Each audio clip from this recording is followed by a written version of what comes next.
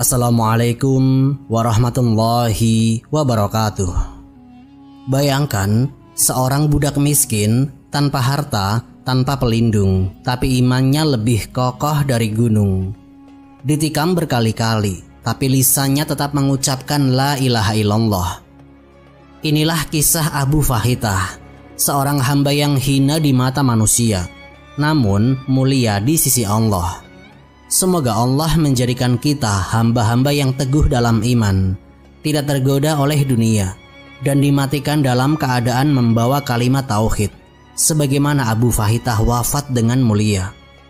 Simak video ini sampai akhir, karena dari seorang budak yang terbuang, kita akan belajar bagaimana iman bisa mengangkat derajat manusia hingga ke langit. Jangan lewatkan karena pelajaran ini sangat relevan dengan ujian yang kita hadapi hari ini. Bismillah, mari kita mulai ceritanya.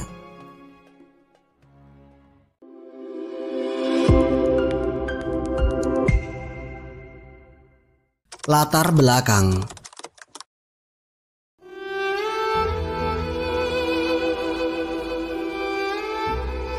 Untuk memahami kisah Abu Fahitah radhiyallahu anhu, kita harus kembali melihat realitas sosial Mekah pada masa jahiliyah.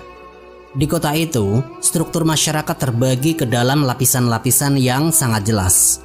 Puncaknya adalah kaum bangsawan Quraisy, para pemimpin kabilah yang kaya raya dan berpengaruh. Di bawah mereka ada para pedagang dan orang-orang merdeka yang memiliki kedudukan sedang. Lalu paling bawah adalah para budak, yaitu kelompok yang nyaris tidak punya nilai di mata masyarakat.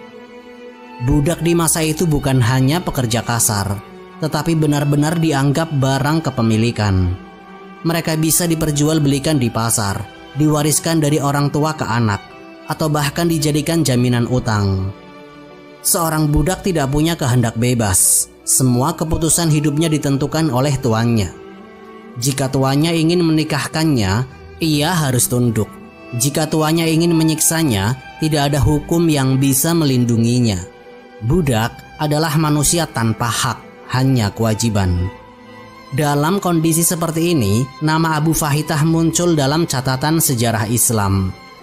Beliau hanyalah seorang budak, tanpa garis keturunan Quraisy, tanpa harta, tanpa kehormatan sosial. Tidak ada catatan detail mengenai siapa tuannya, tetapi riwayat menyebut beliau berada di bawah kekuasaan seorang musyrik Quraisy yang sangat keras menolak Islam. Abu Fahitah hidup dalam lingkungan yang sepenuhnya dikuasai oleh tradisi jahiliyah. Namun, di tengah keterbatasan itu, cahaya Islam justru menyinari hatinya. Melalui dakwah Rasulullah yang dilakukan secara sembunyi-sembunyi di Mekah, beliau mendengar tentang ajaran tauhid. Bagi orang merdeka dari kalangan Quraisy, mungkin berita itu terasa asing, bahkan dianggap ancaman. Tetapi bagi seorang budak seperti Abu Fahitah, Islam adalah kabar gembira terbesar. Karena Islam datang dengan membawa satu prinsip yang tidak pernah beliau dengar sebelumnya. Semua manusia sama di hadapan Allah, yang membedakan hanyalah ketakwaan. Konsep ini benar-benar mengguncang realitas sosial Mekah. Budak yang selama ini dianggap hina, dalam Islam justru bisa lebih mulia dari tuannya yang kaya raya. Bilal bin Rabah radhiyallahu anhu misalnya, seorang budak Habasyi yang kelak dikenal sebagai muazin Rasulullah Shallallahu Alaihi Wasallam, menjadi teladan bahwa status sosial bukan ukuran kemuliaan. Demikian juga Khabbab bin Al-Arat, budak yang disiksa karena Islam, justru dikenal sebagai sahabat mulia. Abu Fahitah berada dalam lingkaran yang sama, yaitu kaum tertindas yang menemukan kehormatan di dalam Islam. Masuk Islam bagi Abu Fahitah tidaklah mudah. Beliau harus melakukannya secara sembunyi-sembunyi. Jika ketahuan oleh tuannya, maka nasibnya bisa sama seperti Bilal bin Rabah yang disiksa di padang pasir dengan batu panas di dadanya. Atau seperti keluarga Yasir, Sumayyah dan Yasir yang dibunuh karena mempertahankan iman. Abu Fahitah sadar keputusannya menerima Islam bisa berarti hilangnya nyawa. Tetapi justru disitulah letak keimanan sejati. Beliau lebih memilih Allah daripada keselamatan dunia. Bagi tuannya yang musyrik, kabar bahwa seorang budak masuk Islam adalah penghinaan. Tuannya adalah seorang yang keras menolak dakwah Nabi. Ia melihat agama baru ini sebagai ancaman langsung, bukan hanya bagi keyakinan nenek moyang, tetapi juga bagi struktur sosial yang selama ini menguntungkannya. Jika budak-budak menerima Islam, maka kekuasaan tuan atas mereka akan melemah. Bagaimana mungkin seorang tuan merasa berkuasa penuh, sementara budaknya yakin dirinya punya kehormatan di sisi Allah? Hubungan Abu Fahitah dengan tuannya sejak saat itu memburuk. Awalnya, beliau hanya budak yang taat, menjalankan perintah, dan tidak banyak bicara. Tetapi setelah masuk Islam, beliau memiliki prinsip baru yang tidak bisa ditawar. Tuannya menuntut ketaatan penuh, sementara Islam menuntut ketaatan hanya kepada Allah. Dua kepatuhan ini tidak bisa berjalan bersama. Inilah titik awal konflik besar dalam hidup Abu Fahitah. Sejarah menunjukkan bahwa banyak budak muslim yang berada dalam dilema serupa. Sebagian memilih berpura-pura, menyembunyikan iman mereka rapat-rapat. Sebagian lain berani menampakkan keislamannya, meski resikonya adalah siksaan dan kematian. Abu Fahitah termasuk yang berani. Beliau tidak menjadikan statusnya sebagai budak sebagai alasan untuk mengurangi keteguhan iman. Justru karena beliau budak, beliau tahu bahwa dunia ini punya nilai besar. Apa artinya kebebasan duniawi jika harus dibayar dengan hilangnya iman? Dalam literatur sejarah seperti yang ditulis oleh Ibnu Sa'ad dalam Tabaqat Al-Kubra, disebutkan bahwa Abu Fahitah termasuk di antara budak yang disiksa karena Islam. Para ulama juga menyinggungnya sebagai contoh nyata bagaimana Islam membangkitkan keberanian orang-orang lemah. Rasulullah sendiri dalam beberapa riwayat memberikan perhatian besar kepada para budak muslim, mendoakan mereka, dan menjanjikan pahala besar bagi kesabaran mereka. Dari latar ini, kita bisa memahami satu hal, yaitu kisah Abu Fahitah bukan sekedar kisah seorang budak yang disiksa. Ia adalah potret benturan antar dua dunia. Dunia jahiliyah yang menindas, dan dunia Islam yang membebaskan. Dunia yang menilai manusia berdasarkan harta dan nasab, dengan dunia yang menilai manusia berdasarkan takwa. Abu Fahitah mungkin tidak memiliki pengaruh politik, tidak memiliki harta, tidak memiliki keluarga besar yang melindungi. Tetapi keputusannya untuk memeluk Islam menjadikannya bagian dari sejarah besar. Beliau membuktikan bahwa Islam bukan agama yang hanya diterima oleh orang kaya atau berpendidikan tinggi. Justru orang-orang kecil seperti beliau yang pertama kali merasakan manisnya iman. Dengan latar ini, kita bisa mulai melihat mengapa kisah Abu Fahitah begitu penting. Beliau hanyalah budak, tetapi dengan Islam beliau menjadi teladan keberanian. Konfliknya dengan tuannya bukan sekedar urusan pribadi, tetapi gambaran besar tentang pertarungan antara kebenaran dan kebatilan. Dan kelak, dari pertarungan inilah lahir sebuah tragedi. Budak miskin yang ditikam hanya karena menolak murtad. Tekanan dan ancaman. Ketika keislaman Abu Fahitah akhirnya diketahui oleh tuannya, kisah hidupnya memasuki babak baru yang penuh tekanan. Bagi seorang tuan musyrik Quraisy, kabar bahwa budaknya beriman kepada agama Rasulullah bukan sekedar masalah kecil. Itu dianggap penghinaan dan ancaman serius. Mengapa? Karena Islam bukan hanya agama, tetapi sebuah ideologi yang meruntuhkan struktur sosial lama. Seorang budak yang masuk Islam berarti ia tidak lagi tunduk secara mutlak kepada tuannya. Ia menyadari ada otoritas yang lebih tinggi daripada perintah manusia, yaitu perintah Allah. Bagi tuannya yang terbiasa dengan kepatuhan mutlak, ini jelas tidak bisa diterima. Maka dimulailah rangkaian tekanan keras agar Abu Fahitah meninggalkan Islam. Langkah pertama yang dilakukan oleh tuannya adalah paksaan verbal. Ia menuntut agar Abu Fahitah kembali kepada agama nenek moyang Quraisy, penyembahan berhala, pengagungan tradisi jahiliyah, dan ketaatan penuh kepada kaum elit Mekah. Dengan nada marah, tuannya mengancam, "Jika engkau tidak kembali, engkau akan binasa. Engkau hanyalah budak, tidak ada yang melindungimu." Ancaman ini bukan main-main. Dalam sistem sosial Quraisy, seorang budak tidak memiliki kabilah yang akan membela jika terjadi konflik. Para sahabat lain seperti Sayyidina Umar bin Khattab, meskipun awalnya memusuhi Islam, tetapi memiliki pelindung dari kabilah Bani Adi. Sayyidina Utsman bin Affan dilindungi oleh Bani Umayyah. Abdurrahman bin Auf punya dukungan Bani Zuhrah. Bahkan ketika Bilal bin Rabah disiksa, beliau masih bisa ditebus oleh Abu Bakar Asy-Syiddiq. Abu Fahitah tidak punya itu semua. Beliau benar-benar sendirian. Jika tuannya ingin menyiksa atau membunuhnya, tidak ada satupun hukum adat Quraisy yang bisa menghentikan. Tidak ada ayah, tidak ada saudara, tidak ada kabilah. Inilah yang membuat tekanannya jauh lebih berat dibanding sahabat lain yang berasal dari kalangan bangsawan. Setelah ancaman verbal tidak mempan, siksaan fisik pun dimulai. Seperti tradisi Quraisy terhadap budak muslim, Abu Fahitah dipaksa bekerja lebih keras dari biasanya, diberi makanan lebih sedikit, dan dipukul jika terlihat menunaikan ibadah. Tidak ada catatan detail semua bentuk siksaan yang beliau terima. Tetapi dari riwayat sahabat-sahabat lain, kita bisa membayangkan polanya. Mereka diseret di padang pasir, dipaksa berbaring di atas batu panas. Bahkan ada yang ditusuk tombak hanya untuk membuat mereka berkata, "Aku tinggalkan Islam." Namun, Abu Fahitah tetap teguh.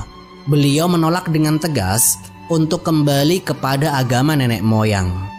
Kalimat tauhid yang beliau yakini jauh lebih berharga daripada rasa aman sementara. Bagi seorang budak yang sudah lama hidup dalam penghinaan, Islam memberinya sesuatu yang tidak bisa ditukar, yaitu kehormatan di sisi Allah. Perbedaan besar terlihat di sini. Para bangsawan Quraisy yang masuk Islam bisa bernegosiasi dengan kabilah mereka. Sebagian bisa hijrah ke Habasyah mencari perlindungan dengan bantuan kerabat. Tapi Abu Fahitah tidak punya semua itu.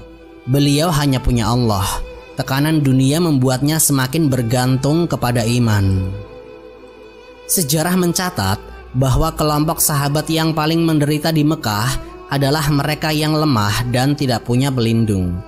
Dalam riwayat sahih dari Ibnu Mas'ud radhiyallahu anhu, beliau berkata, "Orang pertama yang menampakkan Islam secara terang-terangan adalah 7. Rasulullah, Abu Bakar, Ammar, Sumayyah, Suhaib, Bilal, dan Mikdad. Adapun Rasulullah dilindungi Allah melalui pamannya. Abu Bakar dilindungi kaumnya, sedangkan yang lainnya disiksa oleh kaum musyrikin." Hadis riwayat Bukhari. Nama Abu Fahitah tidak masuk dalam 7 pertama itu, tetapi beliau berada dalam kategori yang sama dengan Ammar dan Bilal, kaum lemah yang disiksa. Tidak ada pelindung, tidak ada kabilah, hanya iman yang menopang mereka. Ancaman yang paling berat adalah ancaman pembunuhan. Tuannya pernah mengingatkan bahwa jika Abu Fahitah terus membangkang, maka kematian adalah konsekuensi. Di sini terlihat jelas ujian besar. Apakah seorang budak rela mengorbankan hidupnya untuk agama yang baru ia peluk? Jawabannya adalah iya. Abu Fahitah tidak goyah. Sikap ini mengingatkan kepada sabda Rasulullah yang diriwayatkan oleh Al-Bukhari. Orang sebelum kalian ada yang disisir dengan sisir besi hingga terpisah daging dari tulangnya. Namun hal itu tidak membuatnya berpaling dari agamanya. Ada pula yang digergaji kepalanya menjadi 2, namun tetap tidak berpaling dari agamanya. Demi Allah, agama ini pasti akan Allah sempurnakan. Hadis ini menunjukkan bahwa ujian iman memang bagian dari jalan para nabi dan pengikutnya. Abu Fahitah termasuk orang yang membuktikan kebenaran sabda itu. Beliau tetap bertahan meski ancaman pembunuhan menggantung di lehernya. Kisah ini sekaligus menjadi bukti bahwa kemuliaan dalam Islam tidak bergantung pada status sosial. Seorang budak yang tidak memiliki siapa-siapa bisa lebih mulia di sisi Allah daripada bangsawan Quraisy yang dikelilingi kehormatan. Tekanan yang menimpa Abu Fahitah tidak membuatnya jatuh, justru menjadikannya tegak lebih tinggi di hadapan Allah Subhanahu wa Ta'ala. Ujian besar tawaran murtad. Setelah segala bentuk ancaman tidak berhasil menggoyahkan iman Abu Fahitah, tuannya beralih ke cara lain. Bukan lagi cambuk, bukan lagi ancaman kematian, melainkan godaan dunia. Inilah metode yang sering dipakai Quraisy terhadap kaum muslimin yang lemah. Jika tekanan tidak mempan, maka rayuan ditawarkan. Bagi seorang budak, tawaran terbesar adalah kebebasan. Di Mekah, status budak berarti hidup tanpa hak. Ia tidak bisa menikah tanpa izin tuannya, tidak bisa memiliki harta, bahkan tubuhnya sendiri bukan miliknya. Semua dikendalikan oleh pemilik. Maka kebebasan adalah puncak impian. Banyak budak yang rela menukar apapun demi merdeka. Tujuannya mengetahui hal ini. Maka ia datang dengan tawaran, jika engkau mau meninggalkan agama Muhammad, aku akan memerdekakanmu. Engkau bukan lagi budakku, engkau akan menjadi orang merdeka. Tidak hanya itu, aku akan memberimu harta dan kedudukan di sisi keluargaku. Sekilas tawaran itu sangat menggoda. Apa artinya bagi seorang budak miskin seperti Abu Fahitah? Beliau bisa langsung berubah status dari manusia tidak berharga menjadi orang bebas, bahkan kaya raya. Dalam masyarakat Mekah, status bisa berubah seketika jika ada harta dan pelindung. Tawaran ini bisa menjadi jalan keluar dari siksaan, penderitaan, dan ancaman kematian. Tetapi disinilah terlihat kualitas iman Abu Fahitah. Beliau menjawab dengan tegas bahwa imannya tidak untuk dijual. Baginya, kalimat tauhid lebih berharga daripada kebebasan semu. Kebebasan sejati bukanlah bebas dari tuan di dunia, tetapi bebas dari api neraka di akhirat. Jawaban ini bukan hanya sikap pribadi, melainkan juga sebuah pernyataan teologis. Iman tidak bisa ditukar dengan dunia. Rasulullah sendiri pernah bersabda, sebagaimana diriwayatkan oleh Imam Muslim, "Demi Allah, dunia ini tidak ada artinya dibanding akhirat, kecuali seperti seseorang yang mencelupkan jarinya ke laut, lalu perhatikan apa yang menempel pada jarinya. Dunia hanyalah setetes dibanding samudra akhirat." Abu Fahitah memahami betul hakikat ini. Jika beliau menerima tawaran, mungkin beliau akan hidup lebih lama, menikmati harta, menikmati status merdeka. Tetapi semua itu berakhir dengan azab kekal. Sebaliknya, jika beliau menolak, mungkin beliau mati disiksa, tetapi beliau meraih derajat syahid di sisi Allah. Pilihan mana yang lebih rasional bagi orang beriman? Tentu yang kedua. Sikap Abu Fahitah menyingkap kelemahan kaum musyrikin. Mereka mengira manusia bisa dibeli dengan harta dan status. Mereka lupa bahwa iman bukan barang dagangan. Orang yang benar-benar yakin kepada Allah tidak bisa dipalingkan oleh apapun. Allah Subhanahu wa Ta'ala berfirman di dalam Al-Quran surat At-Taubah ayat 24. Katakanlah, jika bapak-bapak, anak-anak, saudara-saudara, istri-istri, kaum kerabatmu, harta kekayaan yang kamu usahakan, perniagaan yang kamu khawatiri kerugiannya, dan rumah-rumah yang kamu sukai lebih kamu cintai daripada Allah dan Rasul-Nya, serta berjihad di jalannya, maka tunggulah sampai Allah mendatangkan keputusannya. Allah tidak memberi petunjuk kepada orang-orang fasik. Ayat ini menjadi nyata pada sikap Abu Fahitah. Beliau menolak semua godaan itu karena cintanya kepada Allah dan Rasul-Nya, jauh lebih besar daripada tawaran dunia. Dalam sejarah Islam, banyak sahabat diuji dengan cara serupa. Misalnya, Mus'ab bin Umair radhiyallahu anhu berasal dari keluarga kaya raya Quraisy. Ketika masuk Islam, beliau ditendang keras oleh ibunya. Beliau ditawari kembali ke kemewahan lamanya jika mau murtad. Namun, Mus'ab menolak dan lebih memilih hidup miskin hingga wafat syahid di perang Uhud. Abu Fahitah, meski statusnya berbeda, yaitu seorang budak, berada dalam garis perjuangan yang sama. Yang menarik, justru sikap ini menunjukkan kemuliaan seorang budak di atas tuannya. Dalam pandangan jahiliyah, tuan lebih mulia daripada budak. Tetapi dalam pandangan Allah, budak yang beriman lebih tinggi derajatnya daripada tuan kafir. Inilah revolusi nilai yang membawa Islam. Rasulullah Shallallahu Alaihi Wasallam bersabda, "Sungguh Allah tidak melihat rupa dan harta kalian, tetapi Allah melihat hati dan amal kalian." Hadis riwayat Muslim. Hati Abu Fahitah penuh iman, sementara hati tuannya penuh kesombongan. Maka meski dunia menempatkan budak di bawah, di sisi Allah beliau berada jauh lebih tinggi. Penolakan Abu Fahitah juga memberi pesan kuat kepada kaum muslimin yang lain, bahwa ujian iman tidak selalu berupa cambukan, tetapi bisa juga berupa rayuan. Kadang godaan dunia lebih berbahaya daripada ancaman pedang. Banyak orang bisa tahan disiksa, tetapi goyah ketika diberi kemewahan. Abu Fahitah membuktikan bahwa iman yang kokoh mampu menghadapi keduanya, yaitu tekanan dan rayuan. Ketika tuannya menyadari bahwa rayuan pun tidak berhasil, kemarahannya semakin memuncak. Abu Fahitah dianggap durhaka, budak yang berani melawan perintah. Bagi tuannya, ini bukan hanya pembangkangan agama, tetapi juga penghinaan pribadi. Maka keputusan terakhir diambil, Abu Fahitah harus disingkirkan. Tragedi itu akan segera tiba. Dari ancaman, siksaan, hingga rayuan semua gagal. Tinggal satu jalan tersisa bagi sang tuan, yaitu menghabisi nyawa budak beriman yang tidak bisa dibeli dengan apapun. Puncak siksaan.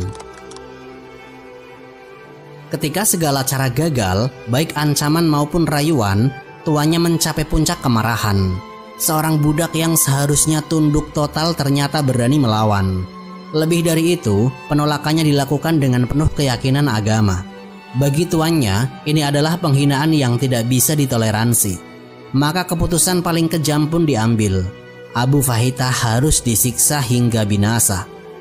Riwayat yang sampai kepada kita menyebutkan bahwa puncak tragedi itu adalah penikaman berulang kali. Sang tuan dalam amarah membara menusukkan senjata tajam ke tubuh Abu Fahitah.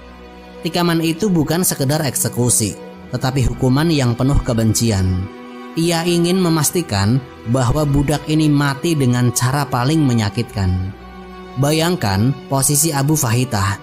Tubuhnya lemah karena siksaan sebelumnya. Tidak ada pelindung, tidak ada tempat kabur. Setiap tikaman membuat darah mengalir deras, melemahkan tubuhnya sedikit demi sedikit. Tetapi justru dalam kondisi itulah kekuatan imannya paling bersinar. Abu Fahitah tidak meratap, tidak meminta belas kasihan, tidak merayu agar diselamatkan. Yang keluar dari lisannya hanyalah kalimat tauhid, La ilaha illallah. Itulah ucapan terakhir yang berulang kali keluar dari mulutnya. Tikaman demi tikaman tidak mampu membungkam keyakinan itu. Justru semakin darah mengalir, semakin jelas pula suaranya dalam mengucapkan kalimat yang menjadi inti risalah Islam. Gambaran ini mengingatkan kita pada kisah sahabat lain yang syahid karena mempertahankan iman.